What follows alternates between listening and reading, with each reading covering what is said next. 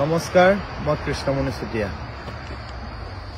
আজি 4টা দিন আপোনালোকে জানে যে অসমৰ প্ৰতিভাৱান এজন কণ্ঠশিল্পী আমাৰ মাজৰ পৰা হেৰাই গ'ল, ৰাজীৱ হদিয়া। আৰু আজি তাৰ গাঁৱৰ ঘৰলৈ আহিছিলোঁ, টুপচিঙা সেই গাঁওখনলৈ। 2011 চনতেই ৰাজীৱ হদিয়াই ৰাতিপুৱা এটা বেগ লৈ প্ৰায় 5 মান বজাত মোৰ ৰাজগড় স্থিত গুৱাহাটীৰ বাসগৃহত উপস্থিত হৈছিল। আৰু সেইদিনাই মই তাক সুধিছিলোঁ যে তোৰ ঘৰ ক'ত। তেতিয়া সি কৈছিলে যে মোৰ ঘৰ হদিয়াত, বহুত ভিতৰত বুলি কৈছিলে। আৰু সি মোক কৈছিলে তাৰ নাম ৰাজীৱ গগৈ। আৰু সেই 2011 চনৰ শেষৰ ফালে তাক মই ৰাজীৱ হদিয়া নামেৰে ৰাইজৰ মাজলৈ আগবঢ়াই দিছিলোঁ। সি এটা খুব প্ৰতিভাৱান কণ্ঠশিল্পী আছিল, খুব ভাল চিন্তাৰ এজন ব্যক্তি আছিল। মোৰ ৰাংঢালী পৰিয়ালৰ আটাইতকৈ মোৰ প্ৰিয় আছিল সেই ৰাজীৱ হদিয়া, কাৰণ তাক আমি বৰ অকালতে হেৰুৱালোঁ। আৰু হেৰুৱাই মই আজি 4 দিন একদম বাকৰুদ্ধ হৈ আছিলোঁ। আজি ইমান দিনৰ পিছত আপোনালোকৰ মাজলৈ আহিলোঁ এটা কাৰণেই যে সেই 2011 চনতে কোৱা সেই তাৰ গাঁওখনলৈ আজি আহিলোঁ। আৰু আজি আহি দেখিলোঁ যে ইমান ভিতৰুৱা অঞ্চলৰ পৰা সি গৈ মোৰ সেই গুৱাহাটীৰ ঘৰখন পাইছিলগৈ। আৰু সেই গুৱাহাটী ঘৰখনলৈ লৈ যোৱা মানুহটোৱে হৈছিলে ঋতুৰাজ বুঢ়াগোহাঁই, ঢলা ঋতুৰাজ বুঢ়াগোহাঁই। 2011 চনতে ঋতুৰ ৱাইফৰ ডাঙৰ মোমায়েকৰ ল'ৰা আছিল ৰাজীৱ হদিয়া। আৰু সি মোক কৈছিলে যে ককাই, ল'ৰা এটা আছে হদিয়া, ৰাজীৱ গগৈ, বৰ ধুনীয়া গান গায়, গান লিখেও, গতিকে আপোনাক তাৰ ওচৰলৈ মই পঠাইছোঁ। এদিন দুদিন কৰি 3টা দিন সি নাইট ছুপাৰৰ টিকেট কাটিও কেঞ্চেল কৰে, সদায় কোনো দিন নাযায়। অৱশেষত গৈ 2011 চনত সি মোৰ ঘৰ পাইছিলগৈ। প্ৰায় 2টা বছৰ আমি একেলগতে আছিলোঁ। আৰু তাৰপিছত আহি সি তিনিচুকীয়াত নিগাজিকে থাকিবলৈ ল'লে, বিয়া বাৰু পাতি। মই তাক কৈছিলোঁ যে আৰু 2টা বছৰ তই আমাৰ লগত একেলগতে থাক। কিন্তু মই আজি তাৰ গাঁৱলৈ আহি এটা উপলব্ধি কৰিলোঁ, আৰু তাৰ মৃত্যুৰ পিছত মই এটা কথা উপলব্ধি কৰিলোঁ যে মই সামাজিক মাধ্যমেই হওক বা প্ৰচাৰ মাধ্যমেই হওক ৰাজীৱ হদিয়াক মৃত্যুৰ পিছত যিমান প্ৰচাৰ কৰিছে, তাৰ মৃত্যুৰ বাতৰিটো বহুত বহল প্ৰচাৰ হৈছে। ভালেই লাগিছে, কিন্তু জীয়াই থকা অৱস্থাত তাৰ যদি প্ৰতিভাখিনি তেনেদৰে প্ৰকাশ পালেহেঁতেন বা প্ৰচাৰ হ'লহেঁতেন, মোৰ আৰু ভাল লাগিলেহেঁতেন। মই তাক খুব কম সময় মোৰ লগত পালোঁ, কাৰণ সি বিয়া বাৰু পাতি তিনিচুকীয়াতে থাকিবলৈ ল'লে। আমি টেলিফোনতে কথা হৈ থাকোঁ। এইকেইদিন খুব সঘন যোগাযোগ আছিল বছৰৰ শেষৰ ফালে তাৰ লগত। আৰু ৰাংঢালী ৰিলিজৰ দিনাও সি এটা শুভেচ্ছা বাণী আপোনালোকলৈ পঠিয়াইছিলে, মই মোৰ পেজৰ জৰিয়তে আপোনালোকলৈ পঠাইছিলোঁ। সি আটাইতকৈ আনন্দিত হৈছিল ৰাংঢালী 25টা বছৰ যে অতিক্ৰম কৰিলে। আজি সেই টুপচিঙা গাঁওখন একদম নিজান নিপাল। এটা তাৰ কণমানি 7 বছৰীয়া ল'ৰা আছে, পৰিবাৰৰ মুখখন চাব নোৱাৰা অৱস্থা। মই সেই উপাসনাৰ চকুহাললৈ মই চাবই নোৱাৰিলোঁ। তাৰ মাক, দেউতাক, ককায়েক আৰু ভায়েক, আৰু গোটেই ঘৰখন সিয়ে চলাইছিল, গান গাই গাই। আৰু মই আজি এটা কথা উপলব্ধি কৰিলোঁ যে সি ইমান বছৰ গীত গালে, কিন্তু সি বাণিজ্যিক হ'বলৈ নিশিকিলে।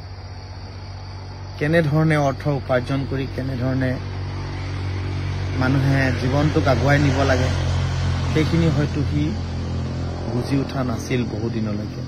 মই এতিয়া ৰাইজৰ লগত কথা পাতি গম পালোঁ যে শেষৰ পৰ্যায়ত সি বহুতখিনি কথাই বুজি উঠিছিলে। আৰু আজি মই গাঁওখনলৈ আহি মই একদম ম্ৰিয়মান হৈ পৰিলোঁ। বহুত দিনটো থাকিলোঁ তাৰ ঘৰত, প্ৰায় আধা দিনেই থাকিলোঁ। যিমান সময় বাগৰি গৈছিল সিমান গভীৰ হৈ গৈছিল মোৰ মনটো।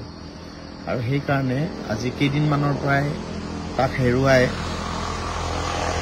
একেবাৰে ভাল লগা নাছিল। মই সেইকাৰণে ৰাজীৱৰ মৃত্যুটো অনিবাৰ্য হ'বই, সকলোৰে মৃত্যু হ'বই। আমিও এদিন সেই একে পথতে আমি যাত্ৰী হ'ব লাগিব। কিন্তু কাৰোবাৰ পৰা কিবা পাব লগা থাকিলে তেওঁ সোনকালে গুচি গ'লে বহুত বেছিকৈ অশান্তি হয় মানুহৰ মন। তাৰ পৰা বহুত কিবা কিবি পাব লগা আছিল। আজি গাঁওখনলৈ আহি দেখিলোঁ যে সঁচাকৈ সি কোৱাৰ দৰেই সেই গাঁওখন আজি 2011 চনত সেইবিলাক ৰাস্তা ঘাট নাছিল, এতিয়া অৱশ্যে ৰাস্তা ঘাট হ'ল। কিন্তু এতিয়া কথা হ'ল কি পৰৱৰ্তী পৰ্যায়ত ৰাজীৱৰ পৰিয়ালটোৱে কেনেদৰে আগুৱাই যাব, সেই কণমানি ল'ৰাটোক লৈ তাৰ তেওঁৰ পত্নীয়ে কেনেদৰে আগুৱাই যাব, এইটোৱে আটাইতকৈ ডাঙৰ কথা আহি পৰিছে। আৰু ৰাজীৱৰ সেই সৃষ্টিৰাজিক আমি কেনেদৰে জীয়াই ৰাখিম। মই আশা কৰিম যে নতুন প্ৰজন্মই বা আমাৰ শিল্পীসকলে ৰাজীৱ শদিয়াৰ এই শিল্পী সত্তাক আমি সদায় জীয়াই ৰাখিব লাগিব। আৰু আমাৰ এটা আবেদন আছে চৰকাৰৰ প্ৰতি বা মুখ্যমন্ত্ৰী মহোদয়ৰ প্ৰতি যে তাৰ পৰিয়ালটো এটলিষ্ট শিল্পী সত্তাৰে চিন্তা কৰিলে ভাল হ'ব। কাৰণ তাৰ পৰিয়ালৰ ৱাইফৰ সাধাৰণ যদি যোগ্যতা অনুসৰিও এটা চাকৰি হয়, এটলিষ্ট তাৰ পৰিয়ালটোৱে তাৰ আত্মাই সদগতি লাভ কৰিব। কাৰণ ল'ৰাটোৰ ভৱিষ্যতটো নিশ্চিত হ'ব যে সি এজন ভাল মানুহ হ'ব পাৰিব।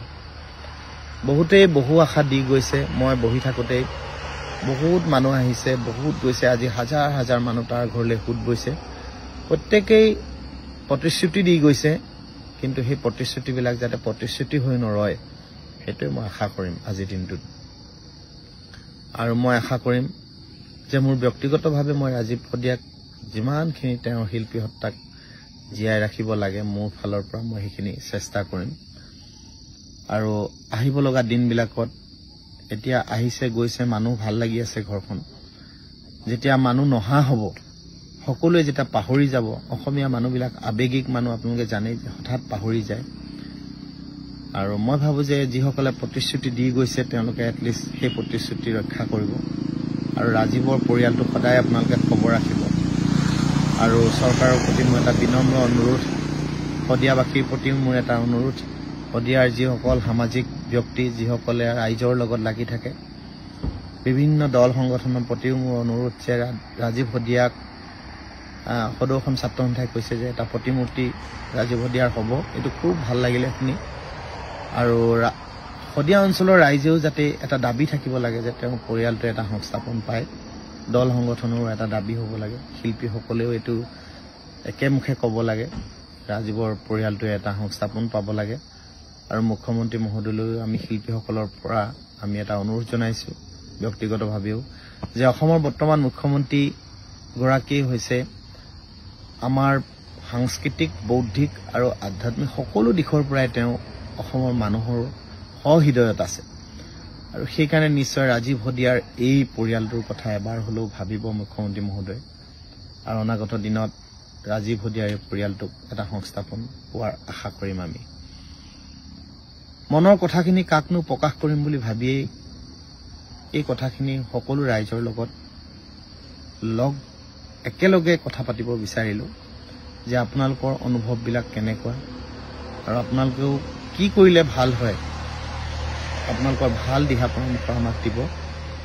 আৰু যাতে কোনো শিল্পীয়ে এনেদৰে খুব কম দিনৰ মাজতে আমাৰ মাজৰ পৰা হেৰাই নাযায়, সেইটোৱে ভগৱানৰ ওচৰত প্ৰাৰ্থনা কৰিম। কাৰোবাৰ পৰা কিবা পাব লগা থাকিলে কোনোবা সোনকালে হেৰাই গ'লে বেয়া লাগে। সেইকাৰণে মই সকলো ৰাইজক এটা অনুৰোধ কৰিছোঁ যাতে ৰাজীৱ শদিয়াৰ এই পৰিয়ালটিক কোনেও যাতে পাহৰি নাযায়, তাৰ প্ৰতি মোৰ এটা বিনম্ৰ অনুৰোধ থাকিব। ধন্যবাদ।